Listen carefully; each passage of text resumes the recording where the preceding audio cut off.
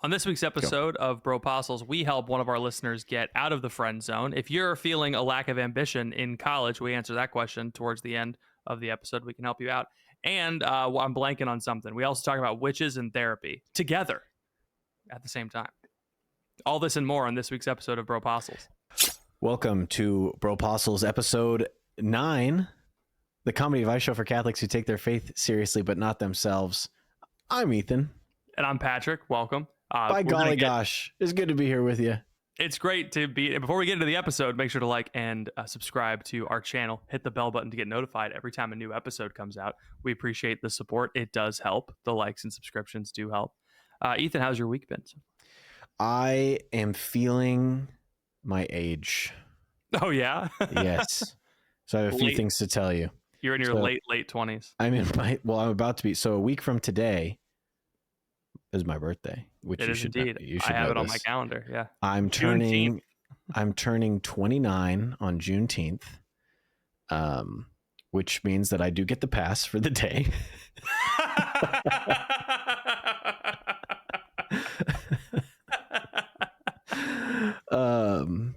I've known you for 9 years. Just the day? I'm pretty sure. I'm just kidding. Take the year. Why not? When the cameras turn off, you would think that he's a Kendrick song. You know what I mean? He's just dropping it left and right. You would think that a bunch of white women really enjoy me because they like to ape a culture that they don't understand. That's funny. That was a good critique of Kendrick. It could be funny. I don't like Kendrick Lamar. I used to like him. I remember syrup sandwiches and crumb allowances. I remember Good Kid, Mad City, the OG. Yeah. With the minivan on the cover. Anyway, it's not important. I turned 29 in a week, and I've thrown my back out twice in the last 2 weeks. You did it again? Yes. So I went to lift with your legs, no. Listen, I went to the YMCA, the Young Man's Christian Association. And you were like this, and you're like, ah. No, I went up, so I couldn't find. Well, let's be honest. This is an honesty time on the podcast. I was scared to go into the big heavy weightlifting section, so I found a squat rack. Well, there were all these big people around. I was busy. I was like, let me find a quiet corner. I haven't lifted in like 3 or 6 months. My form is terrible. I'm only lifting, a plate, if that, for every lift. It doesn't matter. So I'm like, let's just go and like get going again, right? I'm trying to re-engage all the muscles. Mm-hmm. I squat, do great, wonderful. I do overhead press, wonderful, no problems. It's time for the deadlift. And I do the deadlift, right? And I do it 135 pounds, 5 reps, easy, nothing crazy. I feel good. And then I'm like, I probably do more. And so I add on 20 pounds. And in the middle of the 3rd rep, my back goes out and I have to like drop it and then like hobble. Or you ever had to unload weights from a barbell when you can't like stand up straight? It's like Quasimodo trying to run around the roof of Notre Dame. I looked disgusting. And my goal was to like not be looked at, and everybody's looking at me. They're like, "Are you okay?" And I was like, "I'm fine." But I was like, I was leaned over in a major way. And then I had to come home and sheepishly, this is the worst part, admit to my wife that I had re-aggravated my back injury. And then she's mad because I can't hold the kids as much. Yeah. And so that was not good. And it's all because I'm turning 29. It's the curse. No, man. You gotta, first of all, you gotta talk to the guys that are huge and be like, "Hey, man, check my form real quick. Do you mind?" I think I deadlift wrong. I might take a video and send it to Anchor and have him. I learned Patreon. I learned how to Anchor. deadlift at a local YMCA, at a local Young Men's Christian Association, and it was good. I learned from my grandfather. So I live in Wichita now, which is where my grandparents live. So I get to see my grandparents a lot more often, which is awesome because they're old and they're still alive, and it's good to see them. That is cool. And I was talking to my grandpa. Turns out the YMCA back in the day was like awesome. It was the spot. I was talking to him, and he was like, "Oh, because we live right next to a golf course." I was like, "Oh, have you ever played at the golf course?" Just talking to my grandpa. Mm-hmm. You ever played at the golf course here? He goes, "Yeah, I used to play with this buddy of mine. We played it every Wednesday. We played a different course around the city." before he died.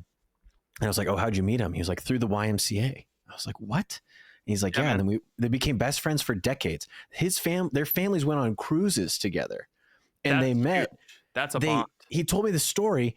It was like that he played volleyball with guys from the YMCA every week, and they all went on this cruise, and they played. It was like these dudes, they're in their 40s, right? So this is, I don't know when this is, probably in the 70s or 80s, thereabouts. What happened?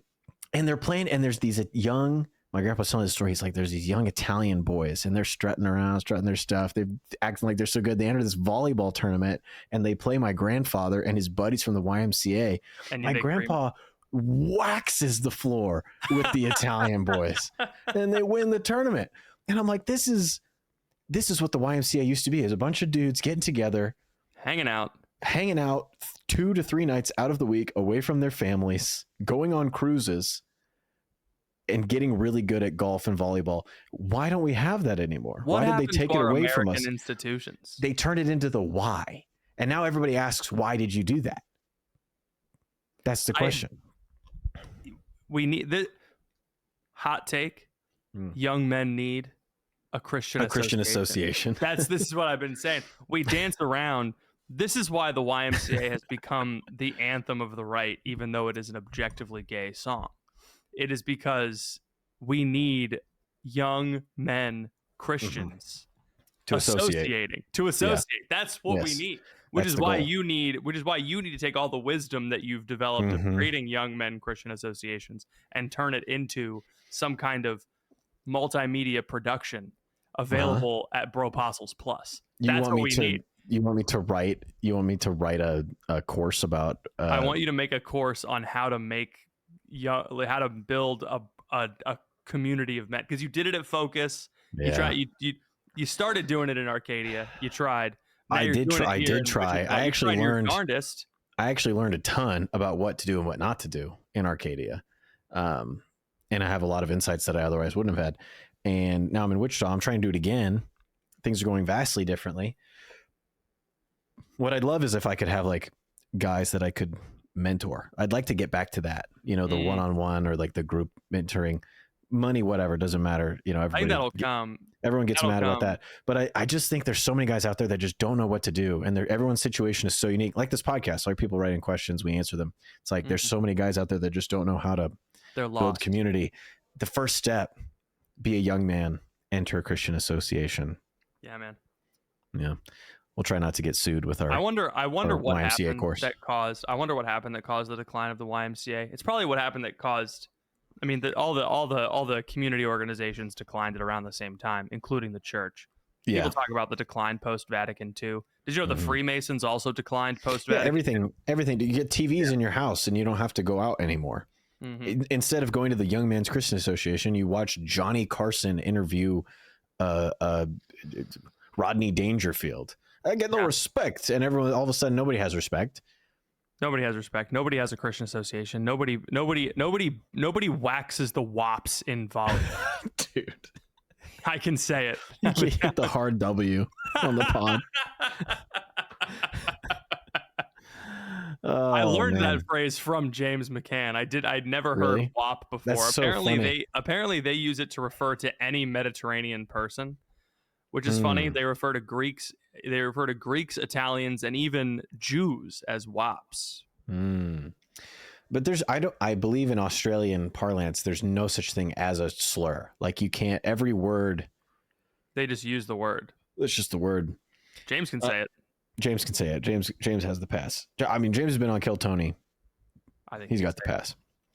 Let's answer some questions. This is a comedy advice show, in case you didn't know. And if you have a question about community, about evangelization, about dating, about friendship, or any other topic, you can write me an email, ethan@bropostles.com. We'll read it out on the podcast. We can keep your information anonymous if you'd like, and we'll answer your question. That's what we're here to do. We've been doing it for 9 years, and we've helped people get married. We've helped people have kids. Yeah. We've helped people find community. We've helped people grow in their faith. And that's what we're here to do, is we want to just keep helping people. And we like to have some laughs along the way. Ethan@bropostles.com. Write a question in. Patrick, let's hear that first question. One day I'll activate my Bropostles email. I do everything Advice, for you, please. and Advice, please. you just leave me hanging. My Crunchcast email is still active. Advice, please. One of my childhood friends just announced to me that she's dating a woman. I knew she was very liberal, but she's always called herself straight, so this was kind of a shock. I already promised her a +1 to my wedding in July. I don't feel right taking it away, but I wouldn't feel comfortable with her bringing a woman as her date. Any advice on how to handle that +1 situation, how to respond to her in general? I'm spiraling. Help. This is tricky. Did she RSVP before she became a lesbian? Otherwise she's grandfathered in. Yeah. Or grandmothered or great aunted in, as the case may be.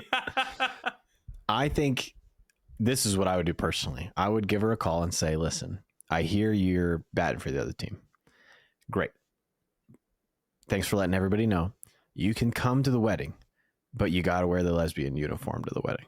You got to wear a tuxedo. You got to get the tuxedo. You got to get the red Converse. You got to do your hair up. You got to get the big glasses. You got to do it. That would be the only way. Because then how badly do you want to be a lesbian, right? Do you want to be back in the day? It's like 10 years ago, to be a lesbian, you had to do that, right? There was no other way to be a lesbian. Now it's like all the lesbians look like Dasha. You know what I mean? Not fair. It's not right. You need to identify.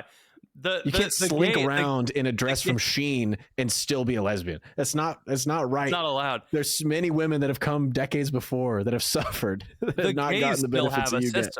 They do. The gays still have a system. They got it down. Those dudes, they know how to signal. Mm-hmm. All right. You can clock someone instantly. Works at a Starbucks. Is small. Talks with that voice. That's true. You know, it's easy. Mm-hmm. I don't know. This is weird because it's honestly, it's like it doesn't matter too much. It's like, because what you could do two things, right? You could call her up and you could say, you're not invited to my wedding anymore because you're a lesbian. Ooh, that's not a great feeling. Not a good idea. That's not a good idea. You could call her up. Actually, you could do three things. You call her up and say, you're still invited to the wedding, but you can't bring your lesbian girlfriend, even though she's probably beautiful. Even though in her Shein dress, you can't. Even though she's in her Shein dress and she's looking great. Her. You can't bring her, which also doesn't feel good, right? And then the other option is you don't say anything. You just let them come. They're not the ones getting married, right? Like there's no harm in people who are like, are you calling every divorced person that's divorced and remarried person that's on your RSVP list and telling them not to come? You know, probably not. Like how much are you going to police the morality of the people you invite to your wedding? I do disagree. I think you should say, hey, you cannot bring your lesbian girlfriend to my wedding. Really? Why would you say that? Well, I mean, you got to think about the kids, right? Sure. You don't want the lesbian couple dancing and kissing in front of the children. It'd be like that scene from The Last of Us 2. Exactly. You don't want to be The Last of Us 2.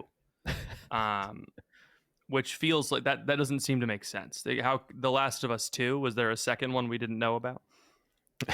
Last of Us. So the first one dies.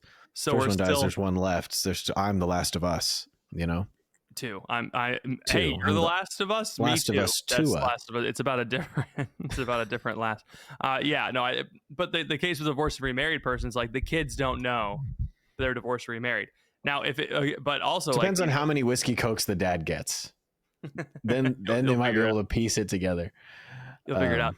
But like, for example, like if divorced and remarried, let's say it's a 60-year-old dad who's divorced and he's got a young girl. He started dating a 20-year-old and they're together. Mm-hmm. Like I would say, hey, you can't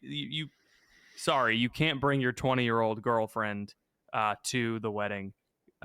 Sorry. Like I would also see that as kind of an understandable thing, but that's still boring. You got to think of the kids, these impressionable kids. We shouldn't be showing them. Can I counter your counterpoint please. here? Yeah, please. The throw an island in that kitchen. at a Counter my wedding, kids are hopped up on pixie sticks and they're over in the corner busting moves that have not been seen since caveman times. They're right? innovating. They are they are recreating fire in the corner while Bruno Mars plays. And they're doing Absolutely. things that the scientists at NASA need to be studying.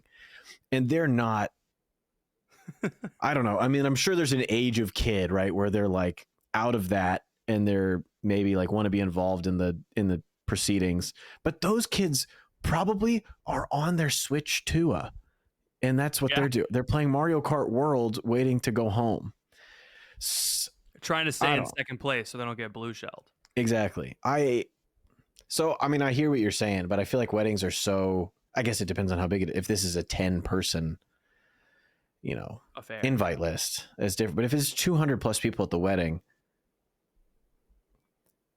is anyone going to notice? Drunk girls that are straight hold hands all the time. Nobody throws a stink. Every girl is kind of gay. Every girl is a little bit lesbian at night, and that's how it is. That's how it is. Depends on how many vodka crayons they've had. That's the amount of. Yeah, I don't know. This is a prudential judgment for you, and like how well you know the person, and how well you think you would take it based on the kind of the options that have been laid out. Yes. I don't think you'd be sinning in a serious way either way. Correct. So, I agree with that. Just take that into consideration. Yeah, just think about it, pray about it, and trust that God will lead you the right decision. I want to forego the gay conversation for as many years as possible with my son Leo. Like, really? Yeah, I don't want him to be like, why does Jimmy have 2 moms when he's like 4? I don't want to have that conversation just yet. But it'll happen. All right. We already did the stinky question. We already did the roommate question. This is a friend zone question. Oh, good. Anonymous question. Whoops. For the podcast. Nice. Cut that out. Trying to decide if I should pursue a potential relationship further. There's a girl I knew in college who ended up living in the same town as me for several years. We've become very close. We've hung out on numerous occasions. For instance, one evening we drove to southern Michigan, skipped stones by the creek, walked down the main street of middle of nowhere little town, happened upon a mom and pop Italian restaurant, and shared a malt. Whoa! You're already dating this woman. You did the middle part of the Hallmark movie before he leaves to go back to the big city. Exactly. Come on, get out of here with that. On the way home, we crested a hill. What is going on? What are we doing? You can't platonically crest anything.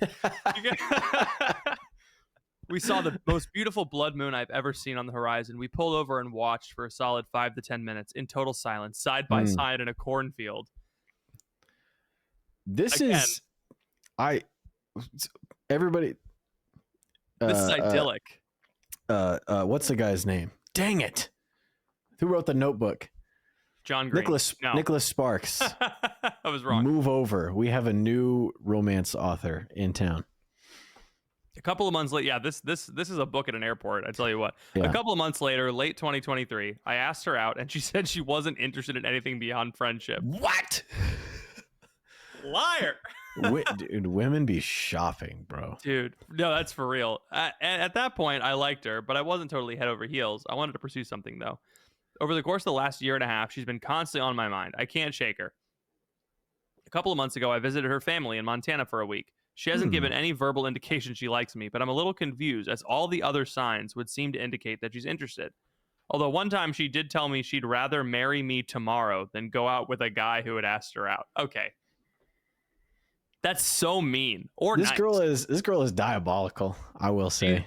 You're on the hook, brother. I don't know how to tell you that, but yeah, I'm trying to decide whether to bring up the possibility of dating again. Given that we are good friends, I do keep imagining dating her, and we keep having these situations that are right on the knife's edge of being romantic. On the other hand, if she wanted to communicate interest, she could have done that.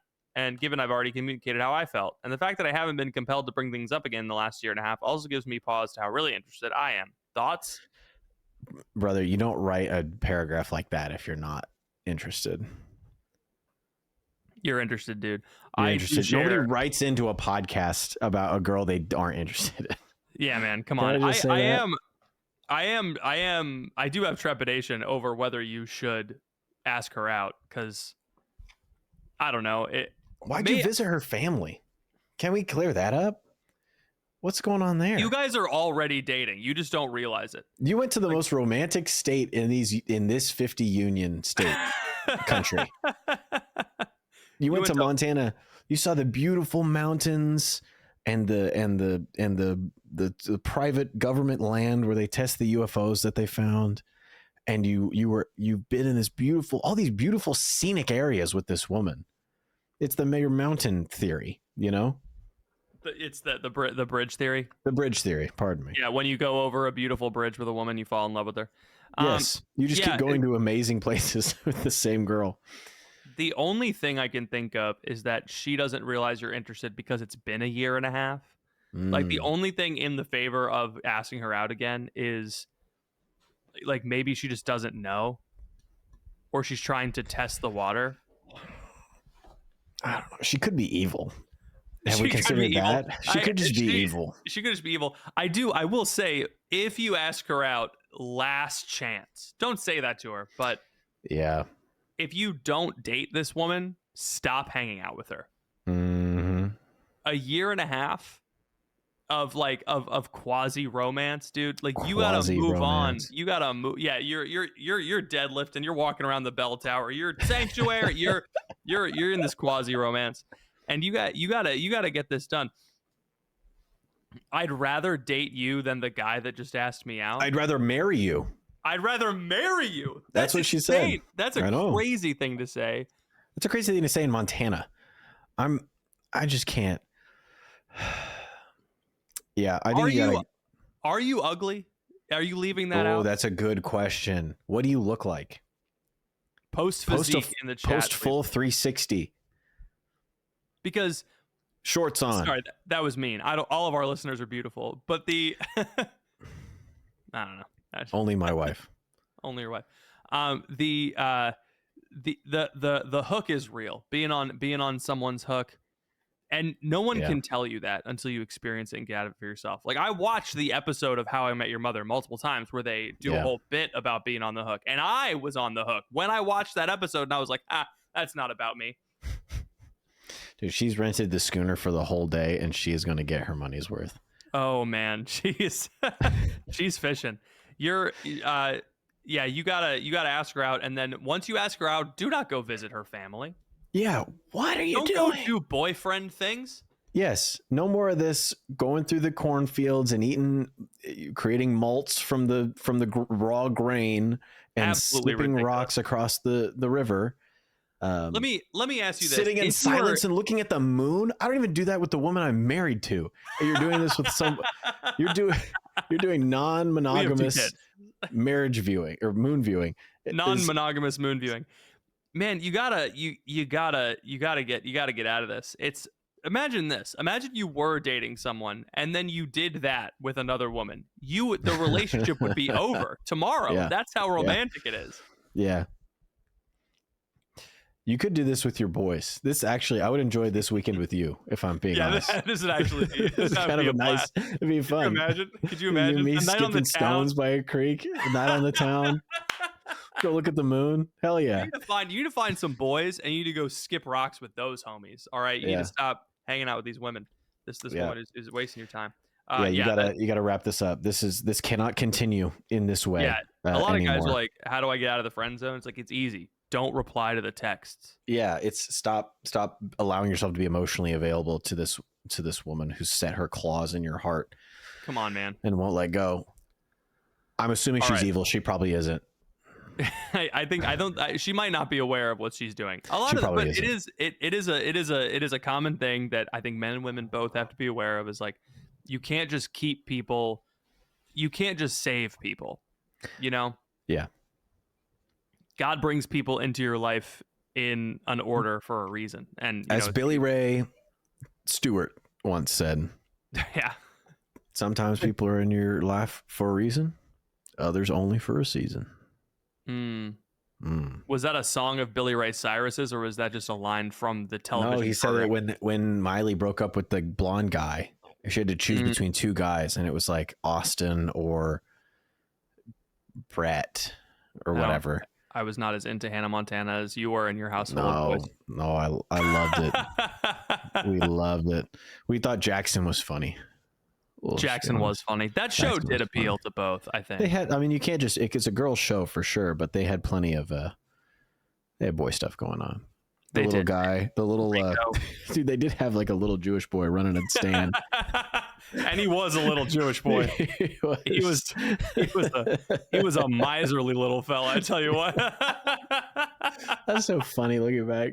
Why'd they do Rico like that, bro? We got to keep doing it. And oh, sure, he's Mexican, you know. Okay, all right, fine. Yeah. I bet. What's the actor's name? Early life section on Wikipedia. I don't remember. Look him up real quick. Give me a second. I don't have a stand for my microphone anymore since I moved. So you set got my mic down like a rube. So you can look up actors from Disney Channel. Did you know that there's an actor from a Disney Channel original series that became like a super trad blogger? Did you know that? A former Disney Channel guy became like a super rad trad. Like he has his own Rarade Chaley version of. His name is Mike Murray Rundis. Murray Rundis. Yeah, he's a super trad guy now. Some of our listeners might know him, but do you have Rico pulled up? Yeah, Moises Arias. Yeah, you don't even have to look up the early life section for that one. No, his parents are Colombian. He was raised bilingual. There's nothing in here. I feel bad because there's no indication of any type of. The name Moises just sounds Jewish. Like he it might does. as well I think have it's been named. just. He might as well have been named Moshe Engelberg. That's you know? true. That's true. I could be wrong. I could be off. Murray Wyatt Rundis. He doesn't have a Wikipedia page. Never mind. He was known for The Gamer's Guide to Pretty Much Everything, 2015, The Birthday Boys, and Young Sheldon, 2015. Oh, he does look the type of guy that would become a trad. Sorry, Murray Wyatt Rundis. Yeah, he's a very devout trad. He's very committed. Yeah. He has a burner count on X with 50,000 followers. Yeah, right. Yeah. Okay, so this question, therapy question. Yes. Very poignant, I think, for what we're doing lately. Yeah. I'm mad that it hasn't started. I DM'd you. Ethan posted about therapy, and I was like, I'm gonna DM this. I'm gonna retweet this. I'm gonna ruin your whole day. Did you actually say that? I think I did in our DMs. I didn't retweet it because I didn't want the smoke. Quick question. My parents gave me a number for a psychiatrist they know for me to call since I've been having issues with sleep and muscle tightness. I checked his website, and he does do evidence-based treatment, but he also does things like Reiki, sound healing, and yoga. It looks like I don't have to do any of those things, but it makes me skeptical about this doctor. But at the same time, someone in my family is his patient. It's going well for them. I'm just not sure. Never mind. It's not a therapy question. I mean, I wouldn't touch that place with a 10-foot pole. Yeah, absolutely. I've had therapists, people reach out I've had meetings with therapy people for the magazine, and I'm like, because it stresses you out so much trying to get deals done. Yeah, right. I know. I had a meeting with a therapy guy, and I was like, hey, do you do crystals and Reiki? And he was like, no crystals, but Reiki is just energy. Like you and I both have an energy field right now. And I was like, sorry, it's not for you. Sorry, I want to end this call right now. We're not doing this. We're not doing this. I don't want to send. I know a couple of guys who work with exorcisms, and they said don't touch Reiki, and I was like, all right, yes, sir. Yep. Yes. Like even guys who are like, and these guys are even like, yeah, like exercise, like the yoga at LA Fitness is probably fine. Like he's that kind of guy, but he's like, don't touch Reiki. I've been doing some yoga stretches to heal my back. I think they're technically yoga stretches, but all I'm doing is I'm like arching my back one way and then arching it the other way. Yeah. So I don't, if that's what they're doing in yoga, everyone's got to look so dumb all the time. Yeah, I mean, there's definitely stuff in yoga that helps your strength because they're basically body weight exercises. But you can't tell me that yoga proper is like a good exercise. Have you seen people that get really into yoga, like the Indian people who get super into yoga and they're like 80 years old? They look terrible. Yeah, they don't. They look like Gandhi but with dreadlocks. Yes, it's crazy because the weirdest people end up becoming these cult leaders and these yogis. They amass these massive followings, but they look like Indian Vector from Despicable Me. And you're like, if that guy can have all those sex scandals, I'm sure you'll find there's someone for you. So There's a lid for every pot. there's a chance for me. I wouldn't go to this psychologist. I would, if I'm having trouble with sleep and muscle tension, I probably wouldn't go to a psychologist at all. Actually, psychiatrist. Pardon me. Yeah. I would They're go gonna give him drugs. to a nutritionist Yeah. or someone that can help you with your diet. I would look at the food that you're eating first. I would cut out all of the alcohol. I would cut out all caffeine, and then I would go back to basics. I would not eat processed breads. Eat whole foods. Eat whole foods, organic foods if you can. Get back to like whole Greek yogurt.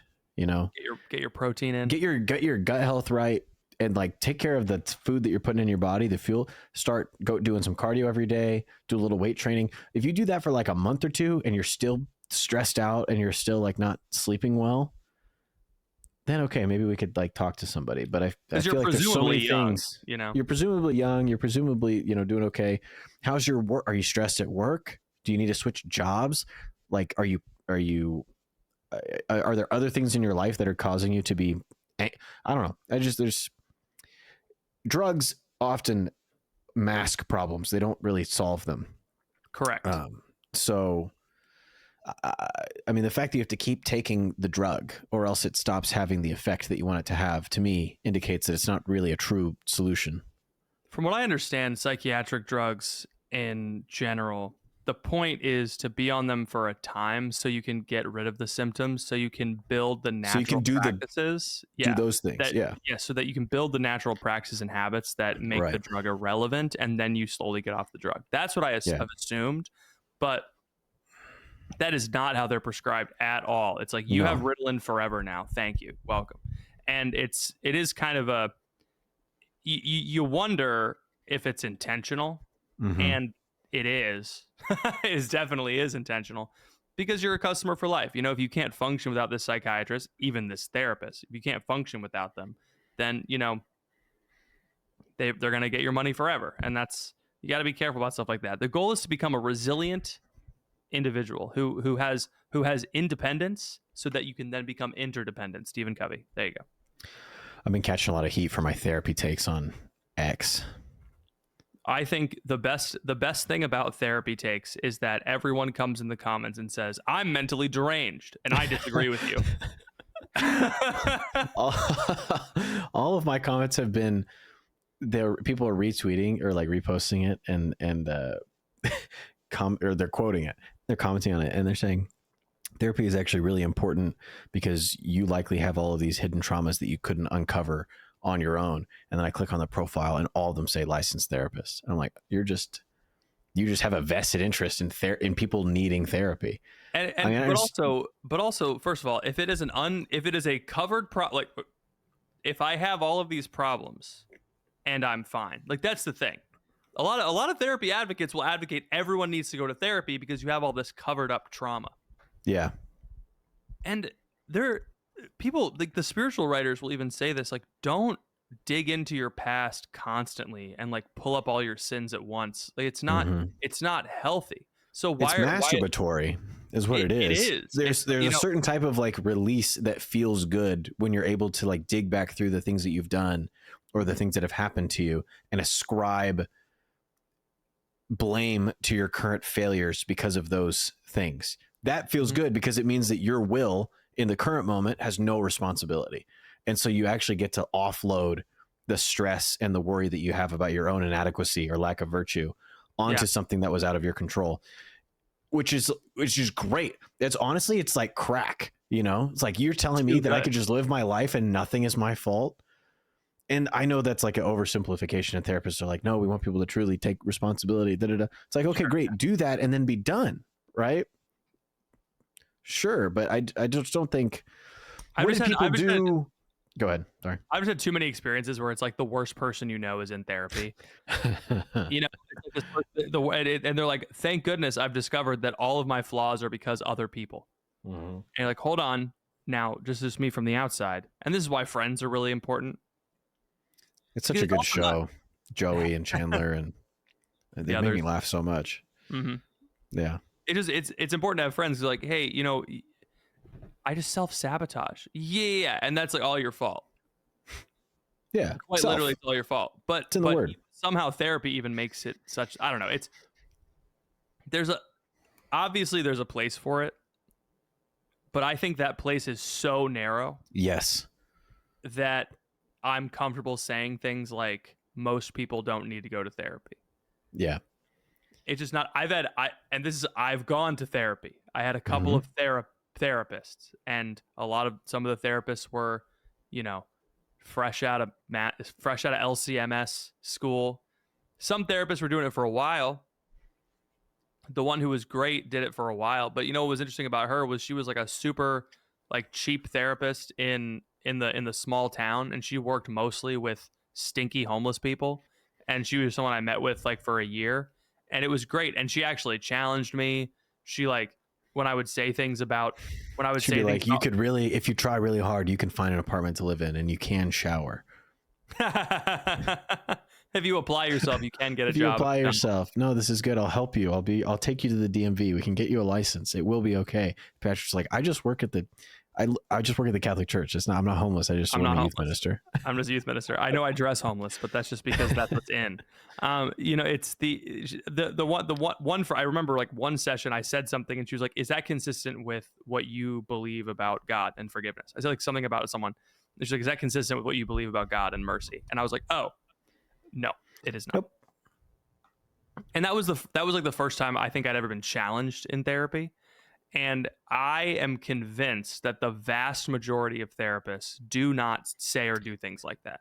Correct. And so that to me is a big red flag. And it's I don't know. Yeah, anyway, therapy is a hot topic because people get a lot of, you know. What did people do before Freud? I mean, before therapy was invented, you're telling me that the average person's life in the first world now is more traumatic than like the French peasants in 1600. You know what I mean? Yeah. But they didn't need therapy. No, they They figured got it out. they got along. So it's like, it's just weird to insist that this thing that has only existed in the modern sense for maybe 150 years, maybe 200 years. I don't know. It depends on what you dated at. That everybody has to have this thing. It's like, no, you don't. And are we No. better off? Are we more mentally stable as a culture than we were back then? It's working. I don't know. It's tough because I think it is also a part of it is like people felt good because they went to therapy, and so you saying that they shouldn't feel good is like a bummer. Um, Yeah. And then people will respond like, well, I was really depressed after my father died, and so I went to therapy and it healed me. Like, yeah, man, you were mourning. Like that's Yeah. You we don't need to needed some... need to medicalize this. You didn't have Right. depression, you were sad, and that's fine. Yeah. My dad isn't dead. So like, I don't need... It's just weird to say that like everybody needs this. It's like, no, I don't know. If you go overseas and you like have to, shoot a kid with a sniper rifle because he's about to throw a bomb at a truck, it's like, yeah, you obviously should go talk to a licensed professional. Yeah, someone who can handle those things. Because a person like that is like having like panic attacks while they're driving. You know what I mean? It's like causing potential harm to other people. So like, obviously there's situations where you like can't take care of your family. You can't go to work because of things that have happened to you. Mm-hmm. Yes, go to therapy. But if it's just like your dad was a mean once, you just gotta get over that. Yeah, that's part of growing up. It's just part of being a dad. My mom is a behavior analyst, and not all the therapist movements were bad. Like B.F. Skinner and behavioral therapy, I think there's a lot of wisdom from that. My mom. I thought B.F. Skinner was a comedian until just now. You were like, yeah. He was.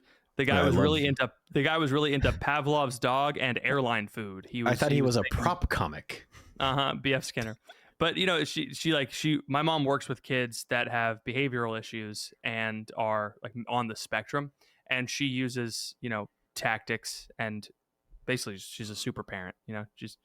She's like an expert parent is what my mom does for a living, and that's good. Like that's an applied behavioral science. I think that's helpful. That's an actual science. I think that most talk therapy is not. it's not scientific in any way. There's really no method to it. It's very personal. You have to be very good at giving advice. And a lot of the times the people that go into therapy, they go to therapy because they go into therapy because they want to give people advice all day, and they're bad at it. We wouldn't know anything about that. Next question.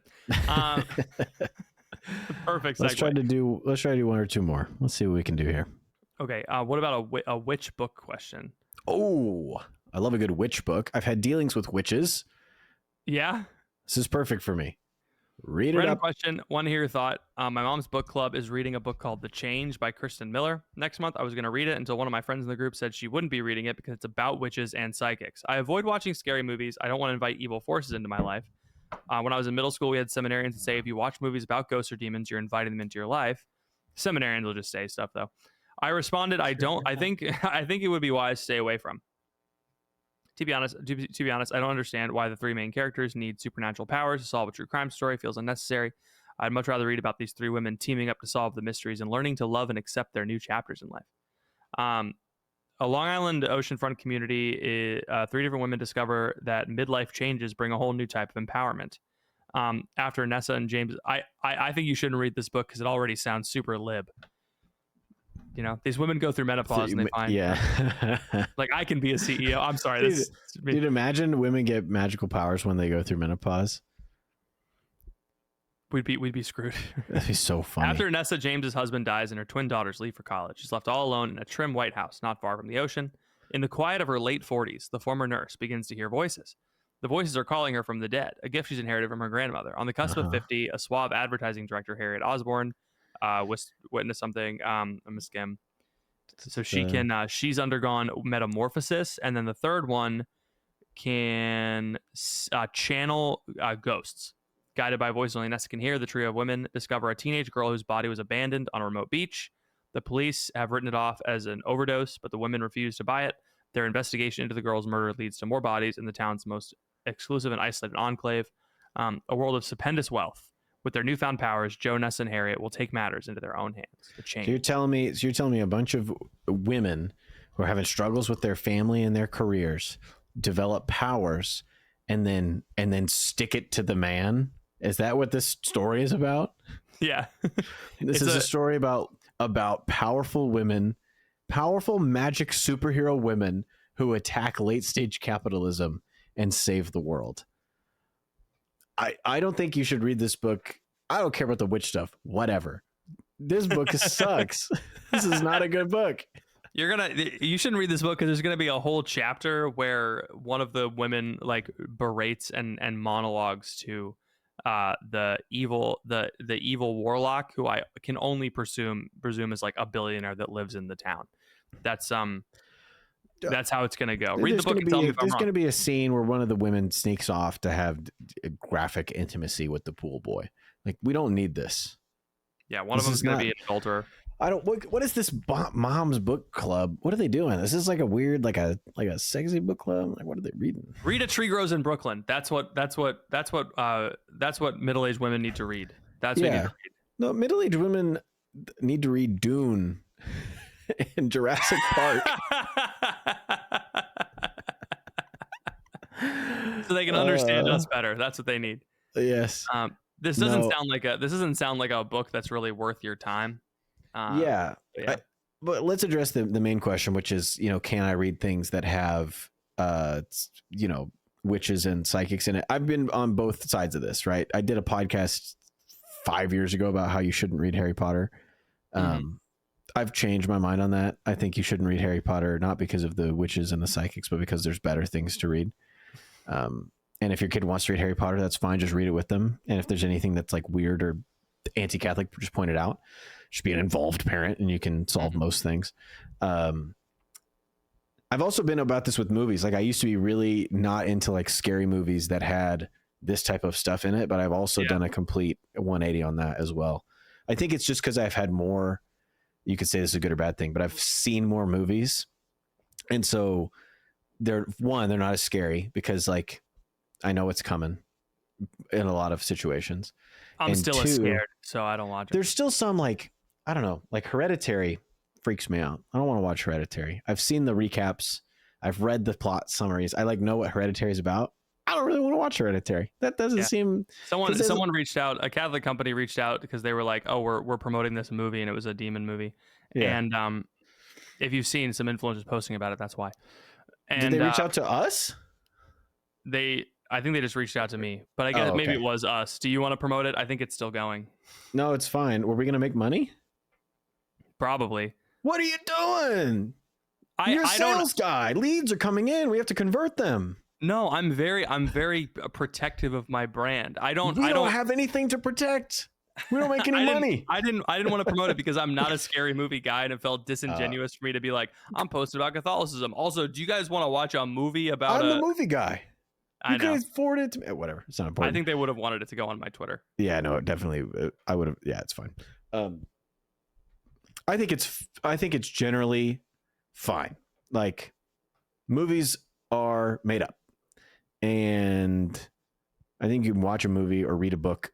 Books are made up. You can read a book about things that are anti-Catholic or not Catholic, and you can like just because you read something doesn't mean you agree with it. Just because you watch something doesn't mean you endorse it. You just need to be aware of the potential effects that it could have on your mind and your psyche. Mm-hmm. So if like you know that it's going to lead you, like if you watch a movie that like Wolf of Wall Street, right? And you know that movie is going to make you want to like drink and swear and have sex and watch pornography, then like don't watch that movie.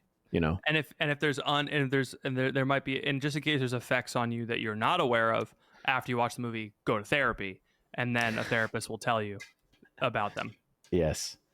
I think it's generally fine to read books about things that are not good, because I think that witches and psychics are real, you know? So it's like strange to be a Catholic and to be like, well, I don't want to read about that. It's like demons are real. Witches are real. Are you worried that like by reading about it that you give them some type of power, you know? I don't think so. I don't think that's how it works. I like things that make witches look silly. This definitely makes witches look silly. This already we've established unintentionally. That. Another entry into the left-leaning art that does the opposite of what they wanted it to. The only thing they know how to do is turn things that were previously scary into the girl bosses. They did it.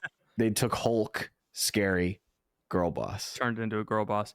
Yeah, they're gonna take the girl from The Ring, and they're gonna get her like a nice career in HR. You know, she's gonna come through the Zoom screen and be like, "Do you have time for a quick Zoom call at 4:45 on a Friday?"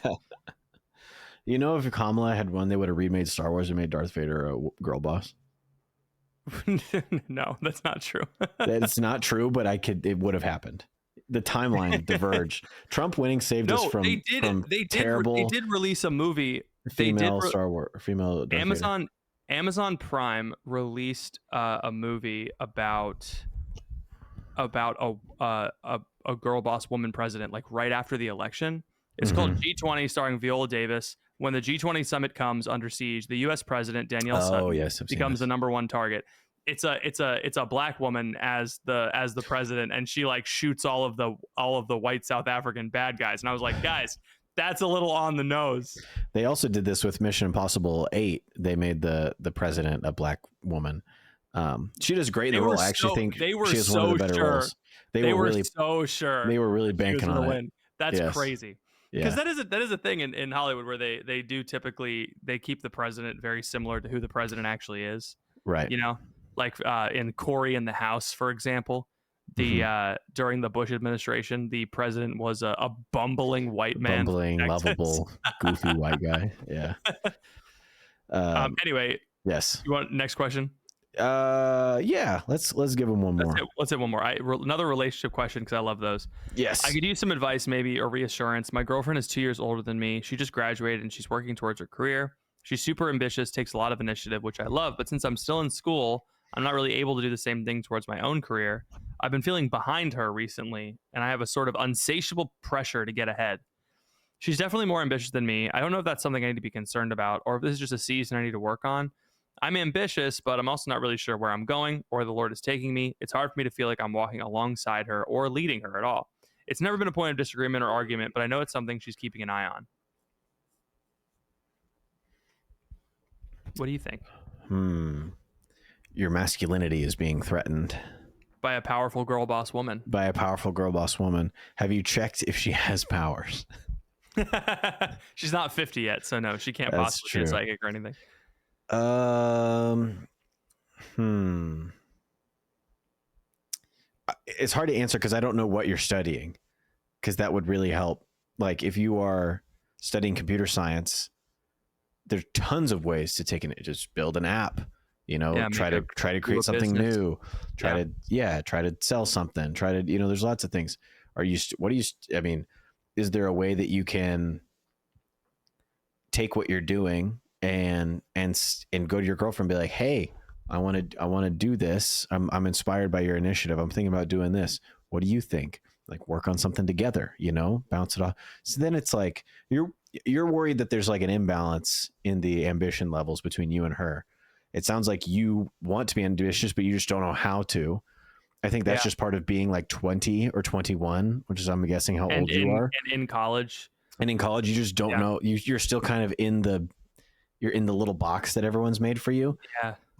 So you just got to start busting out of the box a little bit. Yeah. There's this movie called The Matrix. I need you to go and watch it right now, and it will teach you everything you need to know about being trans, apparently. About being trans and drop shipping. Those are the two things it'll teach you about if you pay attention. Transgenderism and transit. That's what we got to work on.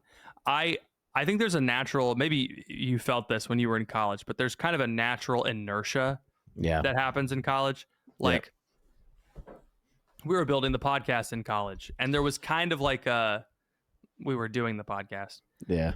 And there was kind of like a general in my friend group, not my immediate friend group, but surrounding, that was kind of like, oh, that's dumb.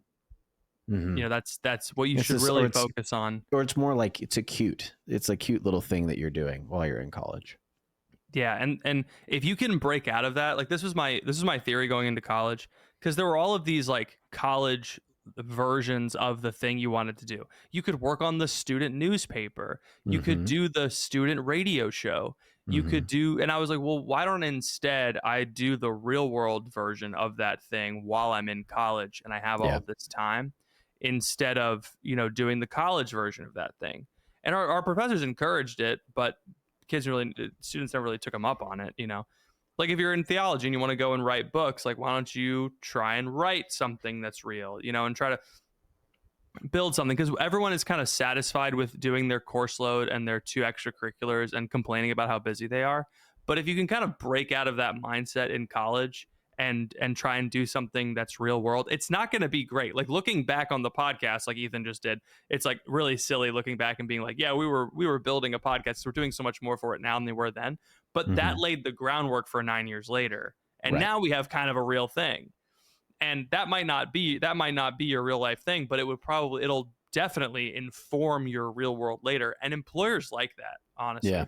Or they hate it and they think that they're not going to hire you because they think that you're going to work on your podcast. Yeah, you got to remember that the point of college is I don't know, at the risk of sounding like a dirty capitalist pig. Like the point of college is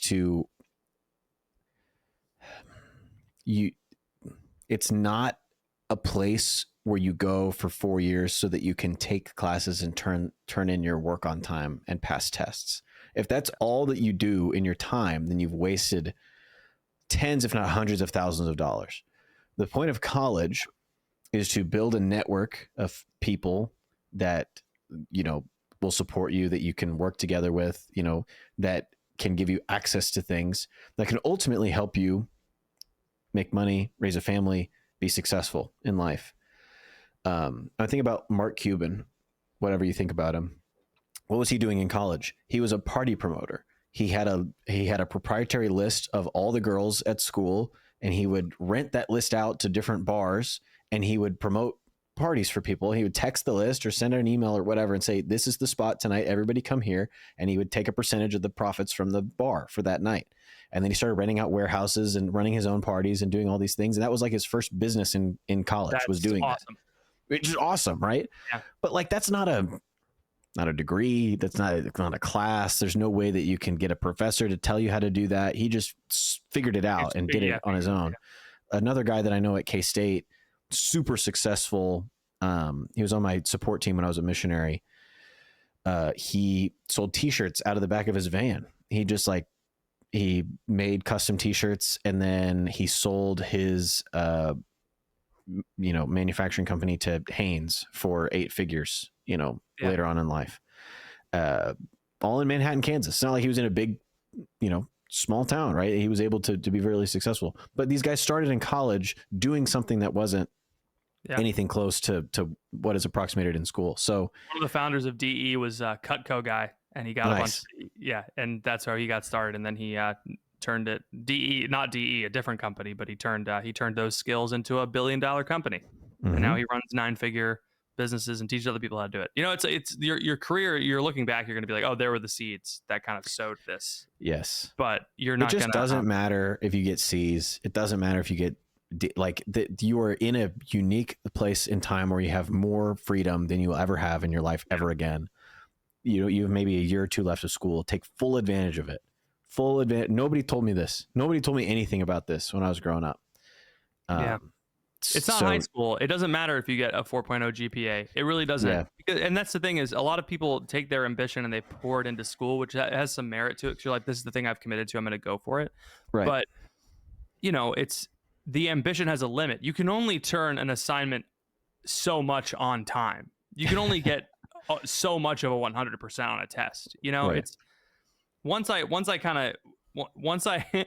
got my first 99 on an essay, like my first semester, I turned in an essay, I got a 99.5 out of 100. I was like, this is as hard as I need to work. Yes. I was like, this is fine. If you find something you're fine with, I was very neurotic and I felt like I needed to get A's. But good point. Maybe I need to go to therapy. But just pour yourself into college, do the math of like, here's what I need to do to pass. But no one's going to check your transcript when you get a job. So don't worry about it.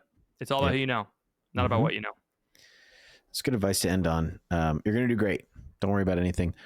This has been Bropostles. If you like this show, we have an unhinged comment of the week. Oh, we do. Do you want to share it?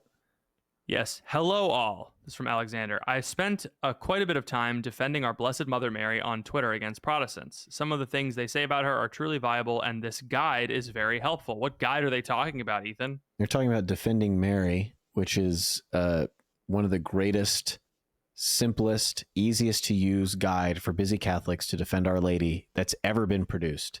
You don't have to do anything other than look at the table of contents, find the argument that your friend or your neighbor or your dad is throwing at you about Mary. And then there's an easy to read, easy to explain response right there for not 1, not 2, but how many objections, Patrick? 100. Sorry? 100 objections. 100 objections. 100 objections to Mary. And they're all there. Basically, anyone that you can think of. Even ridiculous ones like, the Council of Ephesus only declared the Marian dogma Mother of God to settle a political dispute. That comes up. That's come up enough times for it to get put in the agreement. But you need to know that. If you need to know that, it's in the guide. You might not need to know it ever, but if you do, it's in the guide. Link is in the description of this podcast. Go check it out. Unfortunately, if you didn't get it in the month of May, it was pay what you want. But you can get it for a low price. Go check it out. Link in the description. And if you like this show, we are fully supported by you people out there. This is the only way we can do this. It's the only way it makes any sense. I'm trying to dispense with the hangers on. We pruned our Discord community this week. Yes. Got rid of like 600 people that were not active. I want to lock in with you people that like this show, that pay attention to what's going on, that care about the stuff that we're trying to do, the people we're trying to reach. If you are in line with our mission of trying to make Catholicism attractive and understandable to as many people as possible through comedy, go to patreon.com/Bropostles. $5 a month to show your support. $10 a month is a great boon to us, and in exchange we give you an extra episode every single week. So that would really mean a lot if you were to do that. That's like the price of a cup of coffee. If you like this episode, you want to buy us a coffee, $10 a month is like a cup of coffee per episode, and you get an extra episode on us. There you go. Bing bong. That's it for us. We'll talk to you guys next week. Bye. Love you. Thanks so Thank much. you. Bye. Bye.